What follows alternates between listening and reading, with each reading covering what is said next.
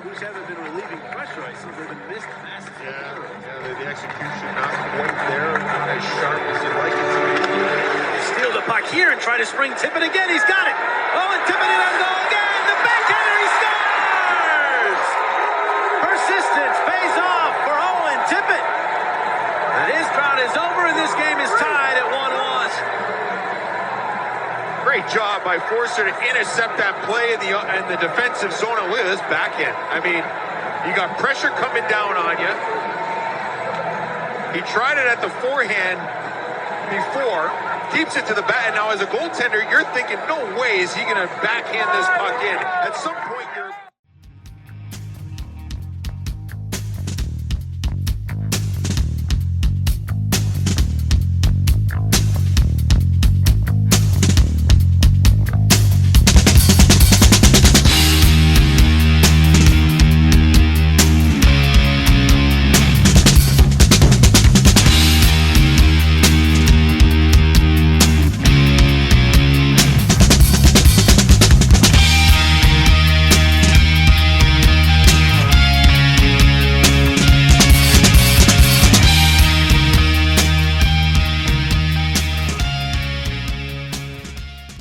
Hey, everybody, it's Isaiah, just reminding you about Jim's South Street, 400 South Street in Philadelphia, PA. They're back.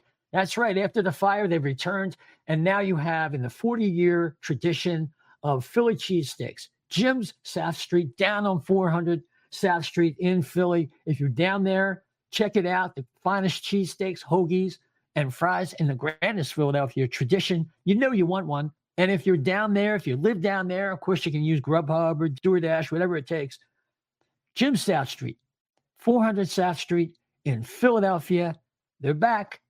Get one soon. Hey, everybody, it's Isaiah, and I'm here with Chef B, who's going to tell us about one of our sponsors here. Chef? Yeah, O&B Puckcast is now brought to you by Summit Public Adjusters. The winter months can be especially hard on our homes, from roof damage and peeling siding to frozen pipes and toilet overflows. Call Summit Public Adjusters before you call your insurance company. Dealing with your insurance company can be stressful and confusing. Let Summit Public Adjusters take the stress out of the claim process by having our guys work for you. Get the most for your money and your repairs. The next time the big snow or the rain leaves you with some home damage, contact us for a free consultation. Summit Public Adjusters are licensed in Pennsylvania and New Jersey. Learn more at summitpublicadjusters.com or call 215-752-0560. Just tell them that the chef sent you. Yeah, what was that number again, Chef? 215-752-0560. That's terrific. All right, we're going to carry on with the rest of our show.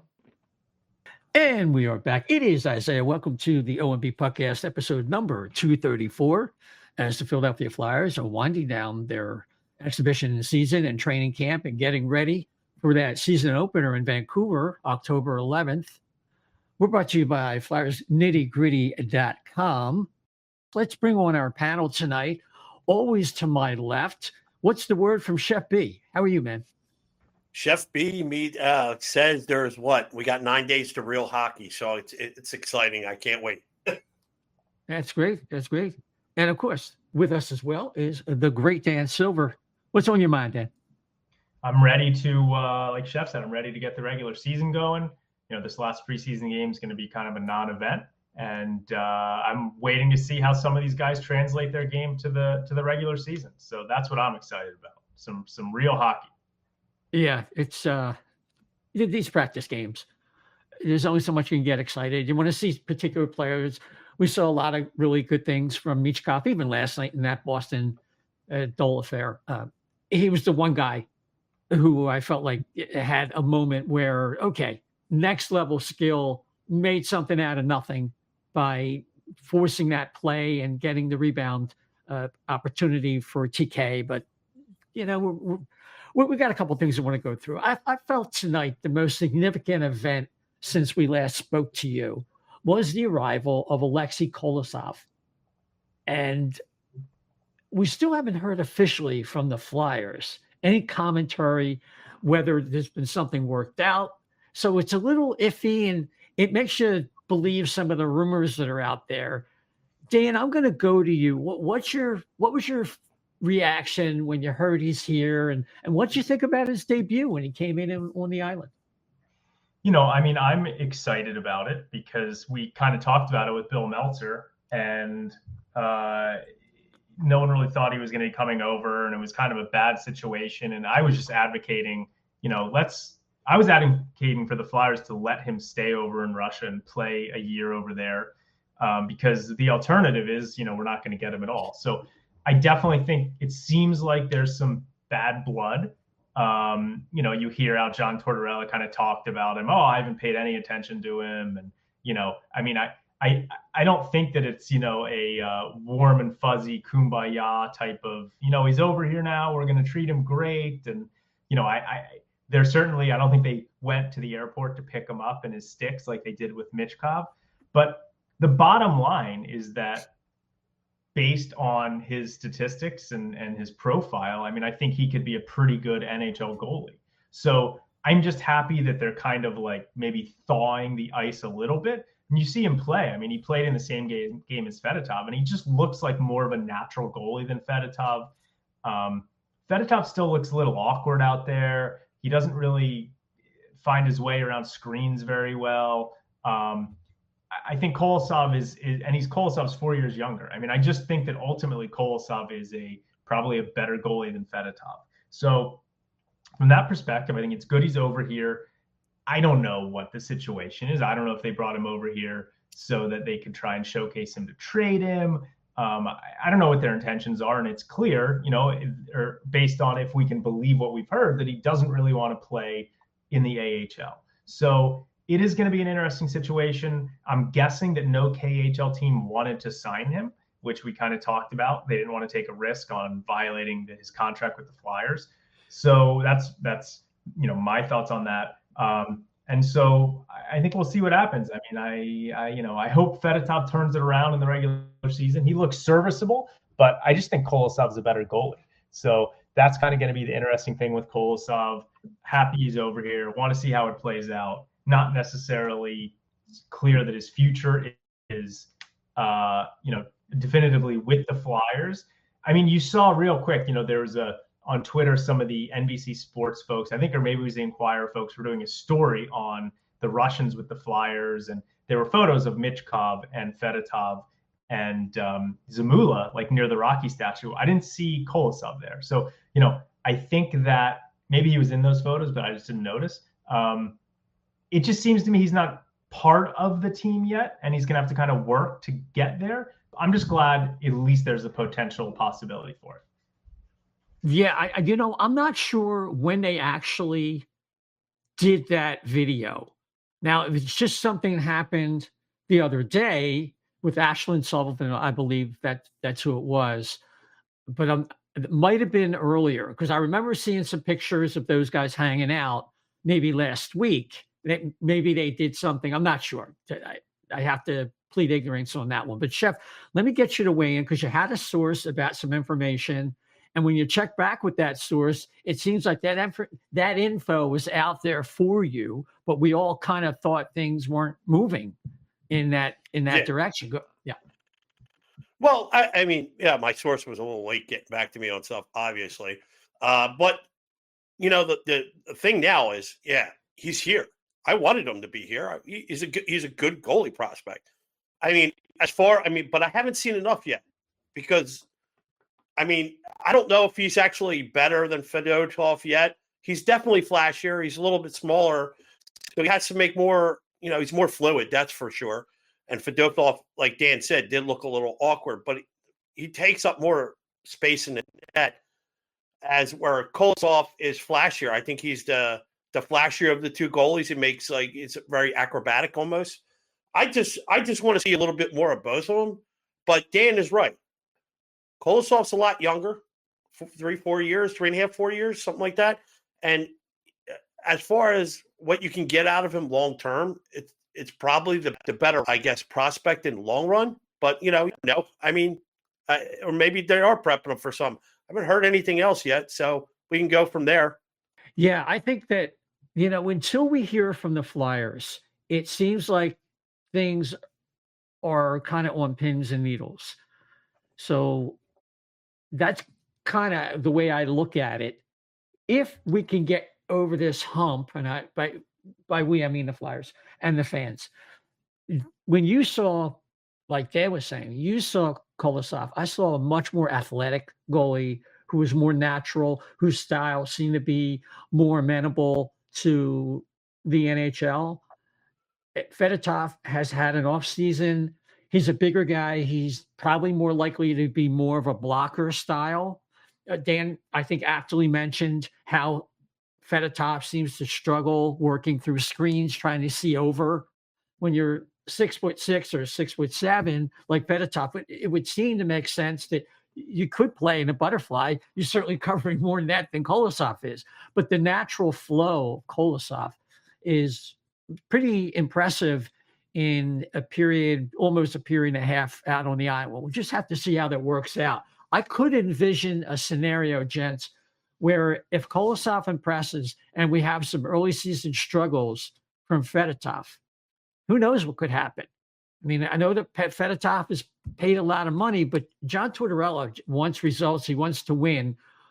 And it'll be a situation that will definitely be worth watching. So before we move on, anybody else with comments regarding Alexei Kolosov? Yeah. Well, not specifically regarding Kolosov, but it is funny kind of, the Flyers have another Russian prospect goaltender over in Russia, who we've talked about a little bit, Yegor Zavragin, who is with Sochi, the team that Michkov was on last season. And he is off to an absolutely spectacular start for one of the worst teams in the KHL. So it is kind of worth noting that they may have an even better prospect than any of these guys. He's only 19 years old in the wings, another Russian kid. So the Flyers are really embracing the Russian goalies. Although you can argue they didn't embrace Kolosov enough last year or earlier this year, but they do have a real pipeline there. So it's going to be interesting to see what happens. Yeah. I'm speaking of the goalies, Chef. It was interesting. I think it was yesterday actually that John Tortorella was talking about his goaltending, and he said it scares the crap out of him. And it's interesting. I mean, look, he's very honest. I mean, Ursan kind of fell off a little bit when he had to take over basically Carter Hart's spot. And then Fedotov came in with, somebody else's equipment. And that was a tough spot. So it's uncharted territory in the mind of Torts. What's your thinking? I think you're going to see the difference between this year and last year with the Flyers, a start in particular, because last year, it seems so much longer ago that Carter Hart was still on this team. But the reason they got off to a good start is, a lot of players on the team had a good start.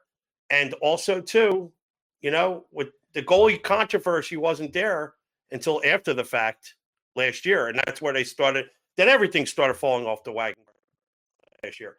But I think that's the biggest question this year is the goaltending because, last year, Carter Hart and Ersson, when he was called upon, it stole some games. Let's face it. They did. They stole a lot of games. The defense was a surprise, was a hell of a lot better than it was. I don't know if they're going to replicate that this year. I mean, you had what magic in a bottle when Zeeler and Walker together. Yeah, Walker and Zeeler together. They were awesome together. So everything seemed to fit last year at the beginning.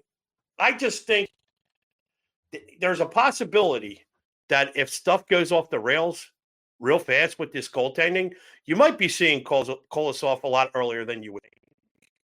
I think that's the reason why, as of right now, they're talking about three goalies because nobody's come into camp here and just said, really, Urson had a pretty good game last night, but nobody's come into camp and stole the job. So, and nobody's standing out as a solid number one yet. I don't agree with that. I think that Ursan has been superior. I mean, we've barely seen anything from Kolosov, but Fedotov has been kind of just average with some problems that we've already pointed out. But I've been very happy with the exhibition play of Samuel Ursan. Dan?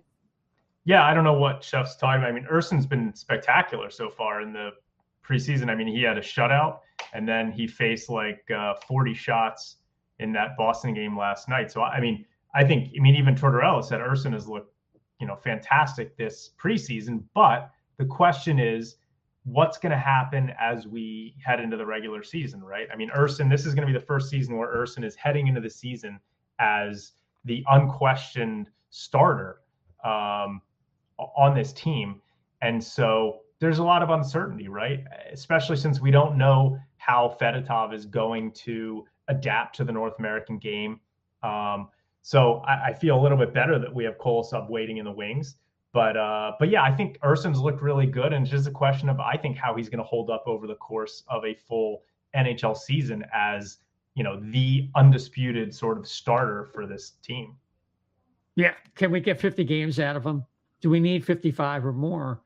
That's where it might run into a problem there. So let's move along. But before we get into some current events, something we didn't get to last time because it occurred after our last show, Spencer Gill, in his brief time with the Flyers before they sent him back to juniors, did sign his ELC. He was a second-round pick, kind of like a right-handed version of Sanheim in some ways, a tall, lanky defenseman, very smooth, really good feet, excellent mobility, but a guy who's going to be about 2 or 3 years away from being a significant contributor.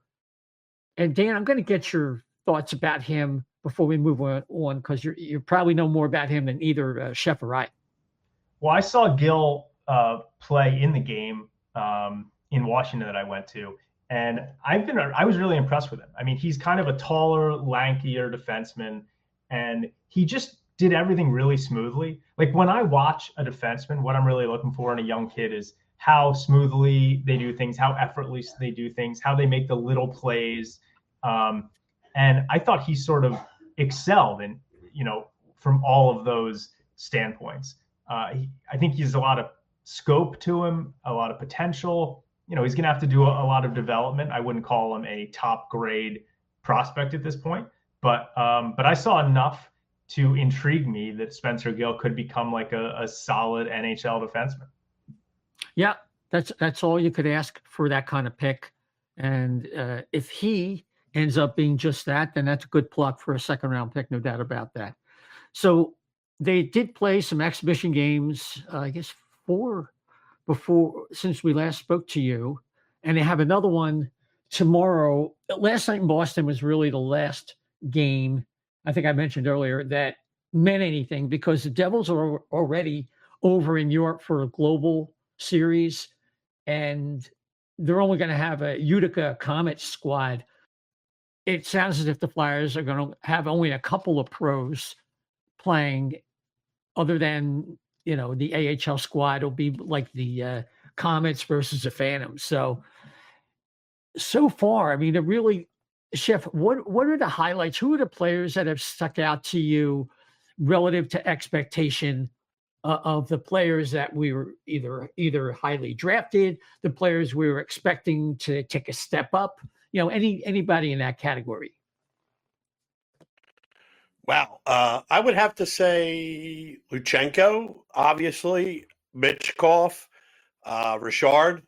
There were some guys that came out that were definitely a little bit more noticeable than anybody else. But I don't think it was anything that was unexpected. I expected it. I guess with Luchanko, because that hardest one, I see Dan on his thing has him, up with the Flyers in his little spreadsheet there. But I don't know if that's the best decision. I think I would let him go down, or I let him do the trial period in NHL, then fine. But other than that, I mean, like, Michkov is amazing. I don't have to say anything more about Michkov. I can't wait to see all that happen. But let's, I mean, Jett Luchanko is probably going to be the hot topic, because did he do enough to garner him staying up here or getting an extended look? I don't know. I mean, he was up a little bit early on, but he hasn't done anything to stand out from the rest of the crowd. And from what I seen of Richard last night, he was definitely noticeable.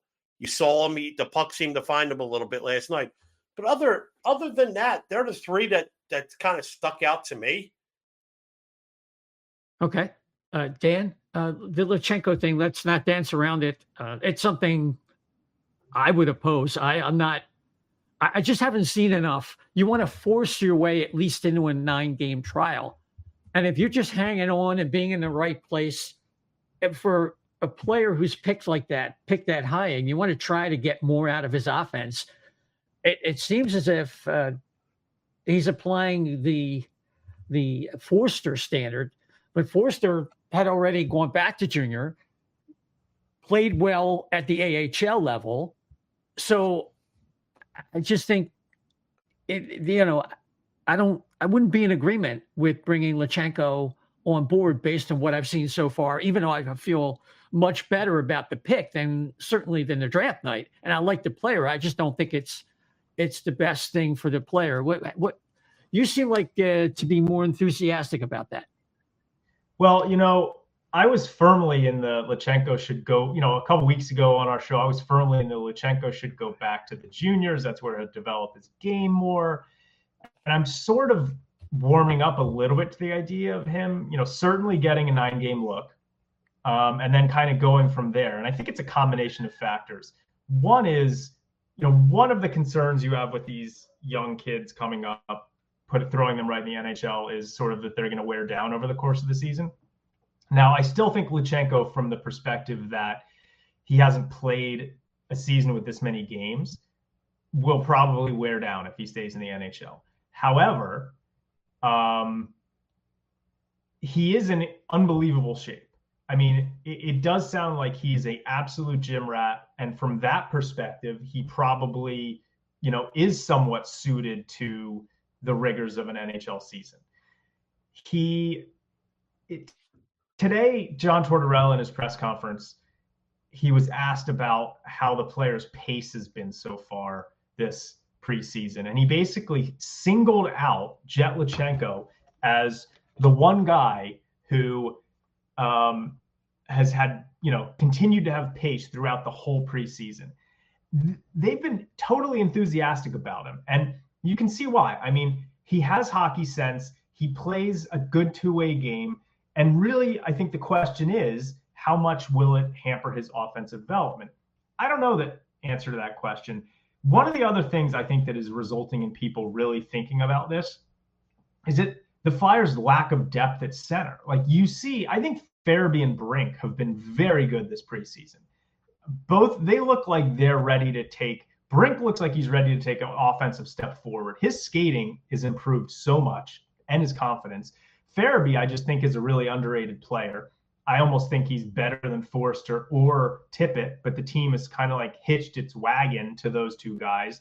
So I think that Farabee and Brink deserve a really good offensive center, and they don't have one. Like if it's not Luchanko, who's going to be the third line center? Is it going to be Scott Lawton or Ryan Poehling or Noah Cates? None of those guys are exciting options.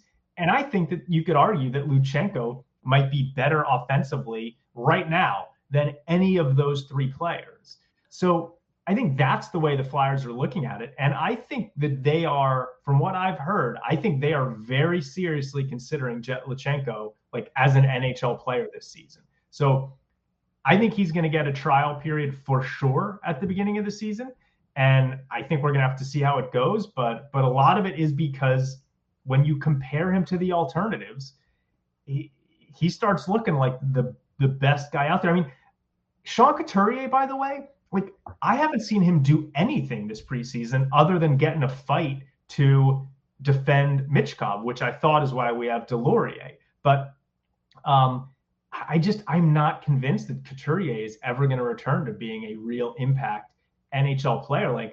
I thought Frost was pretty good this preseason, but you could argue that Luchanko has been the Flyers' best center this preseason. So I think they're having a hard time thinking about sending him back. Well, I think the problem that I have with that is if you're in a rebuild and you traded your way out of the playoffs, more or less. I mean, they might have had a prayer. They kept Walker, and you are basically deferring what you wanted to do by passing on a first-round draft pick later in the first round, earlier, in the draft this year. You basically were inert, other than Michkov. It just doesn't jive. It doesn't fit. And there's a litany of players who get brought into the league in their first year, and at least they impress. They're like, wow, you really gotta start him in the league. He's got, he's like Michkov. He's got 3 goals and 4 assists, whatever Michkov has. I think that's what he's got so far. In the exhibition games, that's not Luchanko. He's not. I appreciate the player, but Chef, I just don't see a guy who's just saying, I am, forcing this organization to put me on the squad this year. I'm not seeing it. I like the player. I like the player a lot. I like the pick when it happened. But here lies in my problem is I don't mind him getting a 8-9 game look. I don't care. That's fine. Yeah, I'm fine with that. I just don't think it should be a long-term thing. You want to get an extended look at him, fine. You want to see what he can do with real NHL players, and I think that's the issue right now because you have all these mixed squads, and he's not going to see anything of consequence on Thursday if he plays. So okay, that's fine. Dan makes a very valid point. Who else is there? But still, there's no point. You have guys on the NHL roster. I just think, we talk about. Well, he brought up longevity, but how many of these, how many games has he played in the season? There's 80, he's going to have to play the full roster or very close to it. I'm sure he's about 25, 30 games short of that from what he's played in juniors. So I don't know if he'll make it. We saw all these players run out of gas last year at the end of the season, and these are the professionals. I just don't see the need to rush him right now. I think he's fine going back to juniors. If you want to do the extended look, I'm fine with that too as well, because you definitely want to see what he can do against other players. Because at first he was a dog with a bone on a puck in the first cup, but once they started mixing in like bigger players, NHL players, and I know he's a gym rat and I know he's strong, it just he was getting muscled off a little bit in some areas. I just think that let him do his extended look, but then I really think he should go back down because there's really no rush for it. I mean, my response is that I think it's not as much like Isaiah, you're talking about, you really want to see a guy bang you down the door.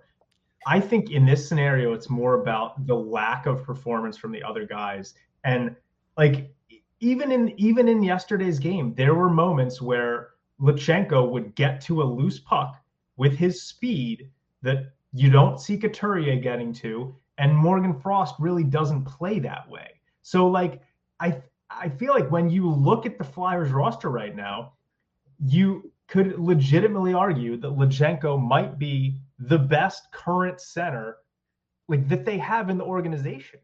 And that's a little bit scary, but we know that Tortorella doesn't really love Frost, and Frost maybe he'll take a step forward, but Luchanko just plays differently than Frost, right? Like Luchanko is around the puck more. He plays more assertively. He just plays with more confidence, I feel like, than Frost. And Couturier, I don't even know what he has left. So I think it's more a factor of like what's surrounding, what are the other guys, and compared to how, what Luchanko is right now. And I think that right now you could argue that he might be like, one of the better centers in this organization. Like at the end of a game right now, when John Tortorella has to put a center out there, I think he'd have more confidence in Luchanko than Morgan Frost, and he might even have more confidence in Luchanko than Couturier, especially if the Flyers need to score a goal. But I'm not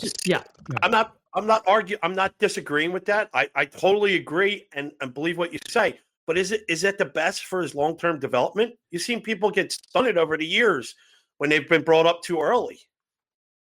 I make that argument sometimes, and then I wonder to myself, really, like, who are some guys, Chef, that you like? Mention to me a few guys who have had their development stunted by coming up early.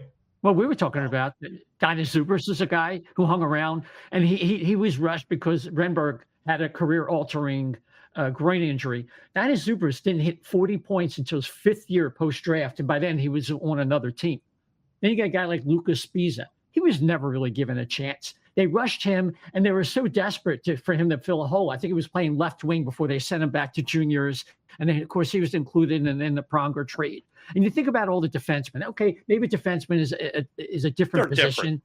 Yeah, but Zach Bogosian, Rasmus Ristolainen, Nikita Zordorov. They're playing the best hockey now. Tyler Myers had one great season, never been the same. And that's just, the list is on and on. And compare that with a guy like Alex Pietrangelo, where St. Louis is much more patient with him, and he became a better player. They waited 2 years post-draft, and then it worked out better. But there's other players. I'm not saying he won't get there. It's just they might not ever reach their ceiling, but they can reach their ceiling, but it will be later. And I would include Sean Couturier as someone who could be on that list as well. That's a good point. It's hard to tell, right? Because we only have the one path, right? It's hard to say, like, okay, well, Zubas played a lot of that rookie season with Eric Lindros. Like, I don't know, was that stunting his development, like playing with Eric Lindros? I don't know. But 8 goals and 13 assists for 21 points playing with Eric Lindros and John LeClaire. He just wasn't ready. The argument is, like, what was did it actually hurt his ultimate upside? Like, I don't know. I mean, I watched Zach Benson last year with the Sabres, and I kind of like the way that they handle him a little bit. Like, did Zach Benson playing last season with the Sabres hamper his, ultimate upside? I mean, I think Jeff Skinner played in the NHL right away as an 18-year-old. He certainly, like, hasn't really hampered his development, but you don't know because there's only one path, right? So, like, we can't say, like, okay, if Jeff Skinner hadn't gone right to the NHL, maybe he'd be scoring 50 goals a season now. Like, it's hard.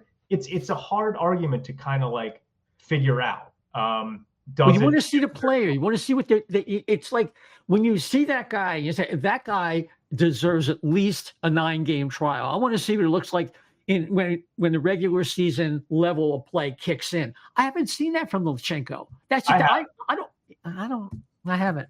I think his hockey IQ, his speed, his sort of awareness, some of the plays he's made, I think that compared to some of the other guys on this team, that I certainly would want to see what he could do for 9 games. Oh, yeah. I totally see it, and this is the problem. I'm like halfway between both of you because I think you are.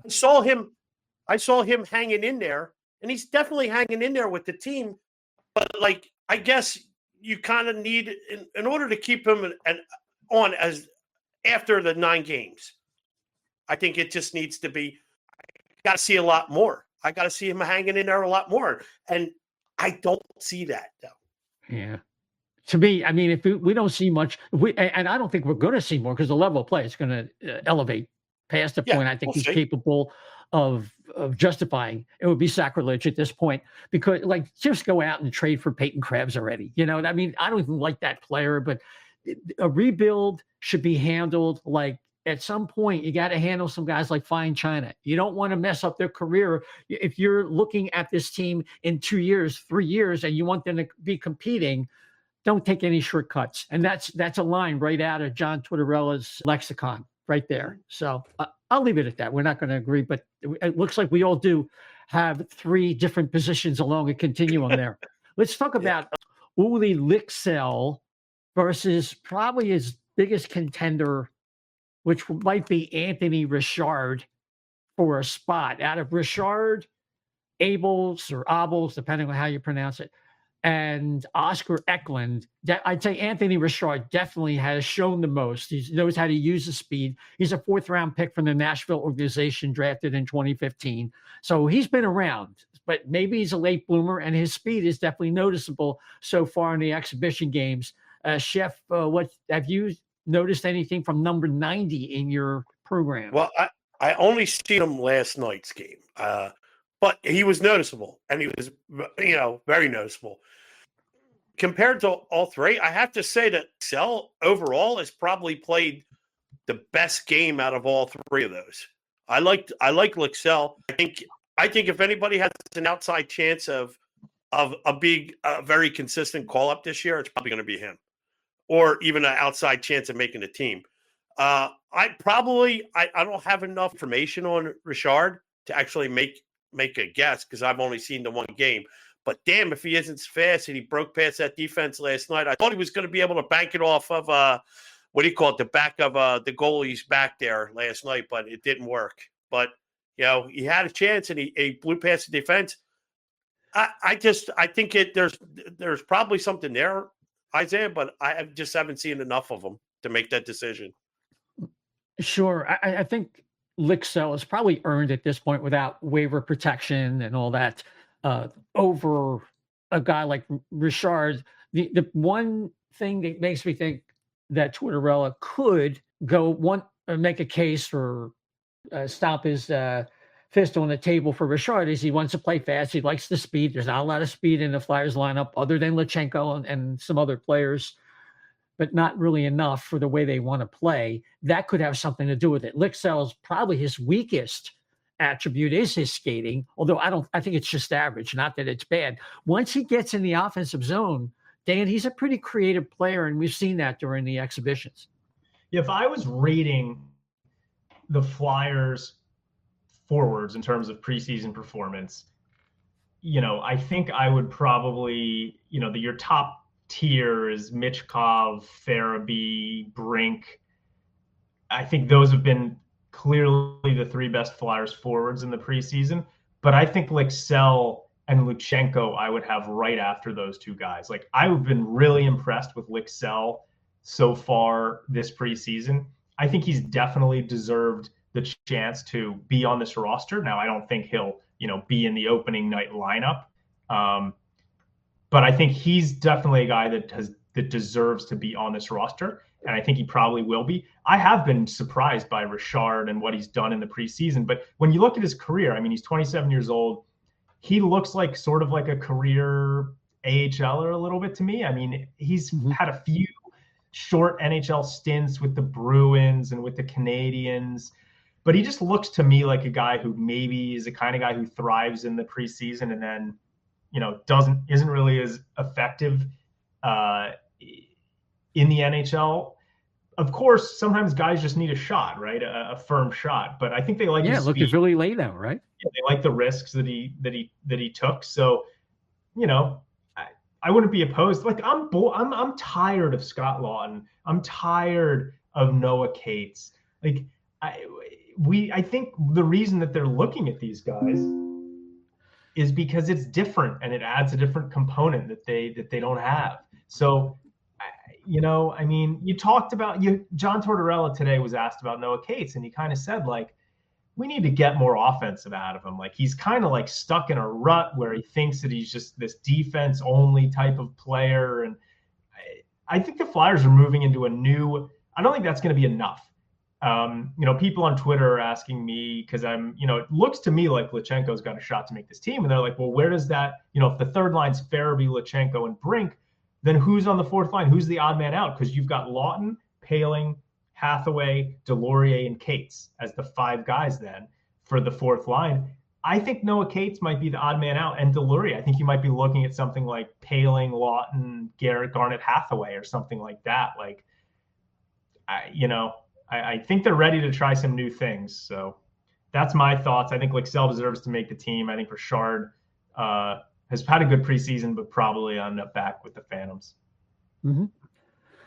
So let's take a look at what this roster could look like, because Tortorella today said he was looking for the young defenseman to step up, the younger defenseman. And by that, I mean players like Adam Ginning, who apparently had a spot, seems to have lost that spot. Ronnie Adder, they moved on very quickly from him. And then, of course, you have Helga Grans, who sounds like a live-in maid, but is actually a tall, very physically gifted defenseman who, in all honesty, like Gary Cobb used to say on Sports Talk Radio, looks like Tarzan, plays like Jane. That's the problem with him. So, and when you look at that group, and even Hunter McDonald has shown that he's really green. He's got to learn how to play got to learn how to play defense. He's actually surprised with the puck on his stick. So I'm running down these guys for you. I hope, don't mind me hogging the mic. But it looks like Emil Andre, even though the Flyers, according to Tortorella, are not looking to carry 8 defensemen. The first guy up right now would be Emil Andre. He's been the most impressive out of those defensemen. Chef, what have you seen from some of these guys? And of course, there's Oliver Bonk. Don't want to let him go by. But it was always assumed that he was going back anyway. Yeah. I mean, I won't even address that. Bonk's looked pretty good, but I won't even entertain that right now. But as far as the defensemen go, I think really Andre, out of all of them, is probably the only one that deserves that extra look. I mean, none of them, I think, really stood out. McDonald reminded me much of what Ristolainen was, where he was it's like he was going. He's going to be known like to be the big guy, the big hitter or whatever. And he was doing like, it was almost like going out of his way to try to rough up people, to be the beast on the ice. And he was out of play, out of position a lot for the play. So, I mean, other than that, I think Andre, defensemen do take a little bit longer to cook, so to speak. Is little Jeff in there. I think he's going to end up being really pretty good. I just think right now it's a numbers game for him. If they move somebody, he'll be the first one up. I do believe that. Yeah, I mean, unless there's an injury, Dan, I just don't see, and that's not impossible because Nick Seeler took a shot, I believe, off of his knee, so he was a little banged up, but apparently okay. But it looks like we're going to have York, Sanheim, Seeler, Drysdale. I want to talk about Drysdale in a moment. Zamula, Risto, and then EJ spotting in as number 7, and Andre is like the first call up if they need somebody. Yeah, it looks like that's what's going to be. I mean, Tortorella was asked in the press conference today about the defenseman, and he basically flat out said that like Adam Ginning hasn't been very good this preseason, right?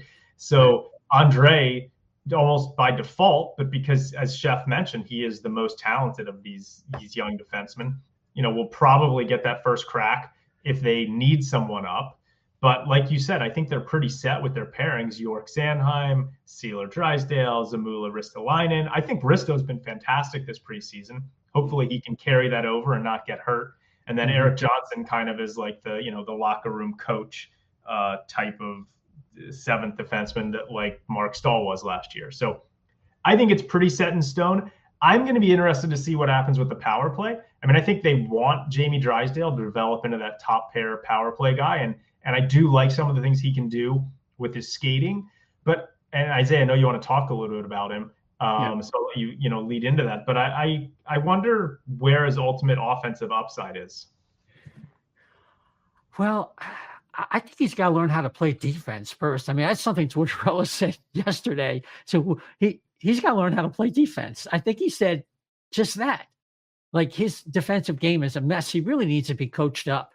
I mean, he's a bit of a project in his own zone. He makes a lot of very quick but wrong decisions, and he's got to straighten that out. He doesn't process at the level that he can move his feet or his hands. And so he's out of sync like that.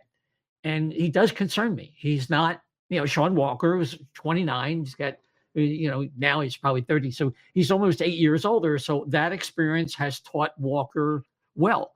Drysdale obviously has much more pedigree, more talent, but he needs to be coached up. The good news is Bradshaw is seemingly doing a good job with a lot of these kids, and it might be a trying time out there. But if we put up with Gostisbehere and his mistakes, I think that Drysdale has more potential than Shane did.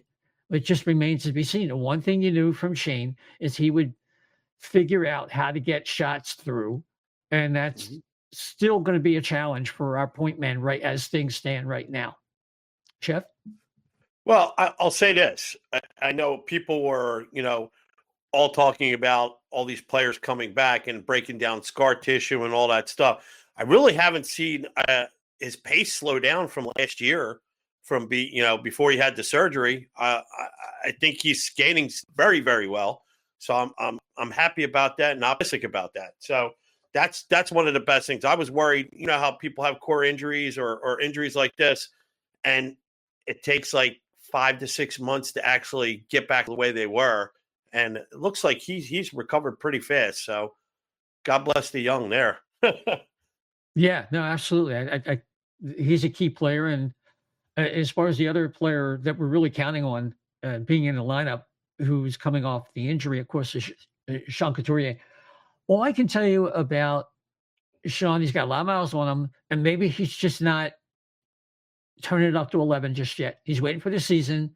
They got to go out west, and I'm going to start judging the veteran players more harshly, starting with the regular season. That's all I got, because like Dan, if he is like half empty, then I don't know what to say. Then they go out and I'm gonna go back to my trade for Peyton Krebs. I don't know what else to do. I don't know what else to say, because if he's half empty, it's just such a disaster. They name him captain, which I frankly would not have done, because and then you had everything last year. It's just a mess. He's got a new agent, so now they're not going to be able to pull that nonsense. The biggest mistake that Tortorella made was scratching him in the manner that he scratched him. Even referred to it today. A guy who had needed surgery and was banged up. The general manager went to bat for him last year, and even today, he remarked that he hasn't seen a lot from Sean so far, and that he was supposedly. I'm just paraphrasing Tortorella. He was supposedly nicked up last year, but we'll see, or something like that. I don't want to put words in his mouth or mischaracterize what Tortorella said, but I was like, wow, that's your captain. You're the guy that made the decision. And now, like, everything since then has not really been that great coming out of Tortorella's mouth. You know what, though? We could use a little controversy this season. I mean, if the team's not going to be great, well, at least let's have a little Torts-Coots controversy. I'll take that over Torts-Michkov controversy. Like, as long as Torts is treating Michkov well, he can do whatever the heck he wants. So, when he starts going after Michkov, now we'll have to have a discussion. Michkov. I guess we should. That's right. We got to get it right. It's Michkov. Pronunciation right. Everyone seems to say Michkov. So Matvei Michkov. I'm not a fan of Couturier right now. So I'm not going to feel bad if Torts is kind of going after him a little bit. He's got to show something, and he's coming off the injury. People have been downplaying that, but I think that's gonna be an issue. I mean, he was slow to begin with. They started talking about his foot speed last year. That's not going to improve. So no. I don't know where we're headed, and I think this is a big reason why they're looking at keeping Luchanko around, because he's such a stark contrast to Sean Couturier. I don't know. I mean, I see this line with Couturier and Forster out there, and I'm like, oh my God, these guys are slow. This can't be a first line in the NHL. So I don't know. I mean, I have question marks about a lot of these players. I mean, I've never been a huge fan of Owen Tippett. I don't know. We'll see what we get out of him after he signed this big contract. I kind of feel like the Flyers might have jumped the gun signing him to that big contract, but we'll see what happens. I mean, he's another guy who, I don't know. I mean, to me, it's hard to describe, but he just doesn't look like naturally putting himself into scoring positions with the puck.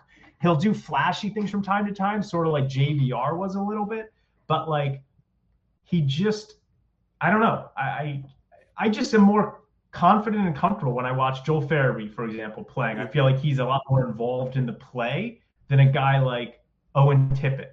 And Forster, I'm just not sure of the offensive upside at this point. So we'll see. I've got a lot of concerns about this team, but I'm a lot more excited heading into this season. But I'm not going to be taking it easy on Sean Couturier. That's one thing. No.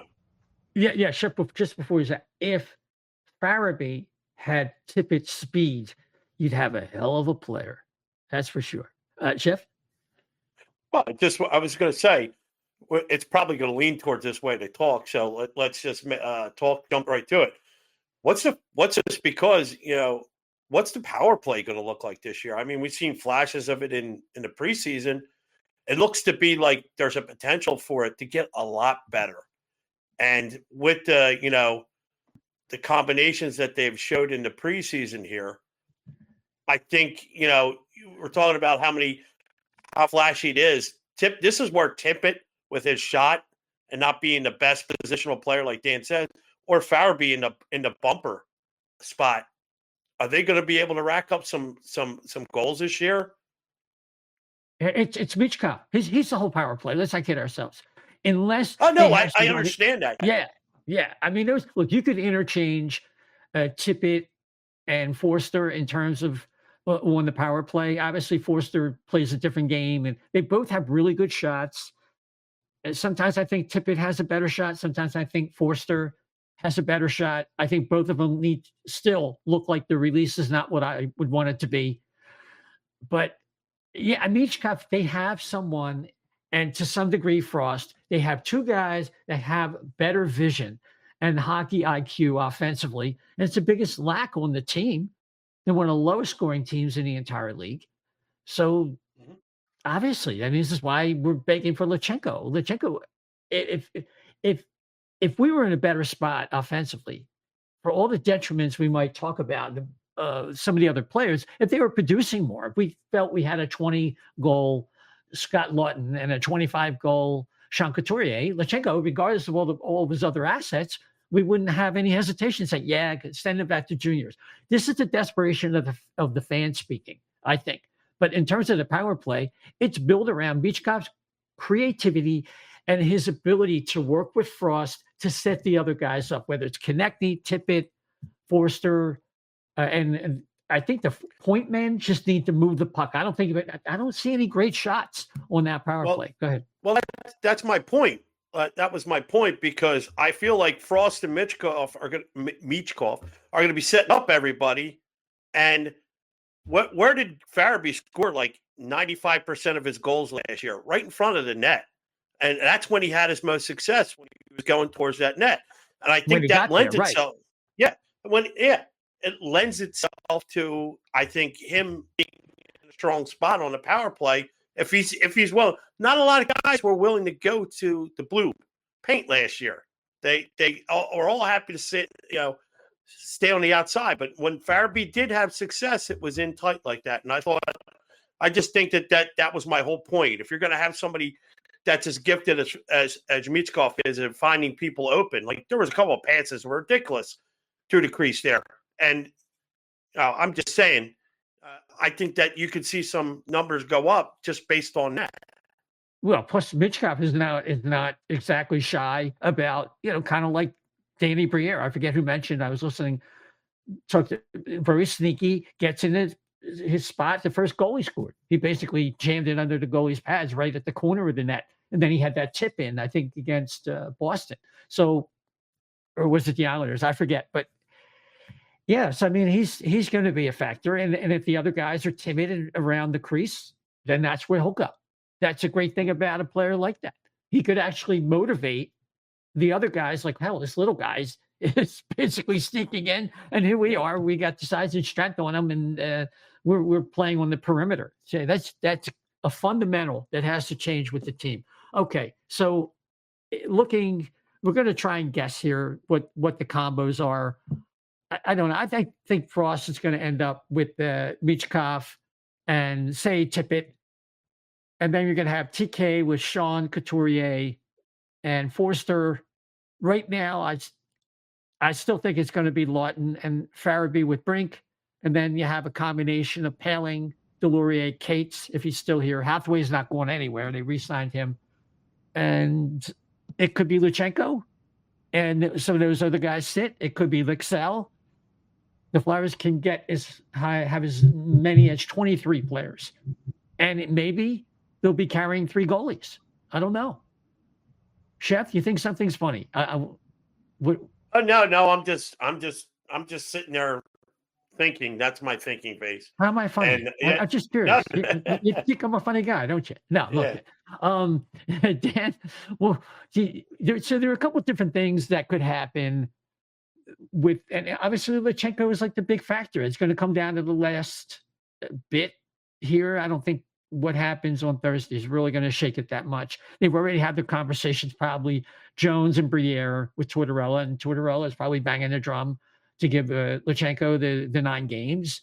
I would imagine you're probably reading those tea leaves correctly. And then it's just a matter of they're going to go with 3 goalies on the road. They're going to send Kolosov to the AHL, and then you have the Lixell factor in there, and that's more or less the Flyers roster, barring any last-minute trades. Yeah, I would sort of ultimately, I think I'd like to see Forster, Frost, and Michkov, but I realize that they've kind of had Tippett, Frost, and Michkov together most of the preseason, so I am expecting that. Konechny, look, they signed Konechny to a big deal. Like he's got to, he's going to have to step up and perform to that deal. It's the Couturier and Forster are so slow. So we'll see what happens there. I mean, I'm excited about a Farabee, Luchanko, Brink line. So Farabee, Lawton, and Brink just seems kind of boring, doesn't it? So we'll see. But I'm excited to see what Bobby Brink can do with, he came into last season off that sort of still recovering from the injury, and it can take a year and a half to recover from that. I'm telling you, I thought he looked fantastic this preseason. I can't wait to see him. I think they're going to have to monkey around with the power play, but I think that, like, for example, I want to see Michkov, Drysdale, Frost, definitely as 3 guys on the power play. I want them to toy around with the other parts of it, like who should be on there. Maybe they can get some chemistry with Konechny. I think Konechny actually might be good in the bumper position with those guys in the power play, potentially. Mm-hmm. And then, I think Brink is a guy that could end up being really good on the power play. So they're going to have some options. I think that Drysdale, Michkov, and Frost kind of give you a nice little starting point on the power play and kind of go from there. But, yeah. So anything else? I think we've hit a lot of different topics, and I don't think they're going to see a lot of things change between now and opening night in Vancouver on the 24th. Obviously, there could be some injuries. A couple guys, Forster and Sealer, block shots, and that may emerge as a problem down the road. But if it's on defense, it probably keeps Andre in town for the time being. And that'll affect how many players I have on the roster. And I'm not exactly sure. Maybe, Dan, you know the answer to this. What's going on with the Ryan Johansson? He currently does not count against their cap right now because it's an official termination, or it's because they challenged it that he goes back on. I'm not sure. I got to be honest. Yeah, I don't know either. I don't know. What does Puckpedia currently have for Johansson? And not that would be accurate or not, but based on Puckpedia, Johansson is not on here. So if that's accurate, it basically means that their contract termination went through and now it's being challenged. So we have to kind of wait and see what happens with that. Mm-hmm. Yeah, makes sense. So I think that's where we're at. So why don't we talk about the last word from everybody? Because I do believe we've covered everything we needed to, at least we wanted to, for tonight. So, Chef, let's start with you. Last word, it's going to be a fun season. I think either way, no matter what happens, you got a lot of things to look forward to for this team. They're going to be fun. They're going to be entertaining. So, and you don't believe that? Fine. Tell us that. Yeah, tweet at us, whatever. Or, you can find me on Chef to the Left B on X. Dan, what's on your mind? I'm just ready for the season to start. See how Michkov, man, that's going to be a difficult one. How Michkov performs as we get to the start of the regular season. I'm super excited about being there for the home opener on October 19th. Can't wait for that. And then I'm going to, I think see them down here in DC the week after that. So I'm excited to get to a bunch of games and have some excitement. And yeah, I mean, folks can find me on Twitter at dsilver88. But yeah, I'm ready for this season. Yeah, absolutely. Flyers open the season in Vancouver on October 11th. Then they play the next night in Calgary on the 12th, of course. And they continue the West Coast swing in Edmonton on Tuesday the 15th. Finish up versus the Seattle Kraken on the 17th before opening the season versus the same Vancouver Canucks at the Wells Fargo Center, if that's what it's still called, but I'm not sure what they're calling it these days, on the 19th. And we'll leave it there. We do have a wonderful season preview show planned for next week, the 9th. So we're recording this on Wednesday the 2nd. We wanted to wish all of our Jewish followers and listeners Shana Tova, a happy Jewish New Year, and hopefully a better one coming up than the one we've all experienced. And just a reminder that the O&B Puckcast can be found on multiple podcast platforms: Apple, Spotify, iHeart, TuneIn, Amazon Audible, Deezer. We have a YouTube page. Just plug in there, O&B Puckcast. And if you would rate and subscribe, we really do appreciate it. Because if you give us that 5-star rating on Apple, and if you do that and you give us a review, we will read it on the air. And of course, it helps move us up the charts when people are looking for Philadelphia Flyer podcast. We also have a Facebook page. And of course, you can follow us on X at O&B Puck, at O&B Puck, and our backup plan at Getter, at O&B Puckcast, at O&B Puckcast. So with that, thank you so much for listening to us. Until next time, that season preview show with a special guest, Kevin Durso from ESPN South Jersey. Take care, everybody.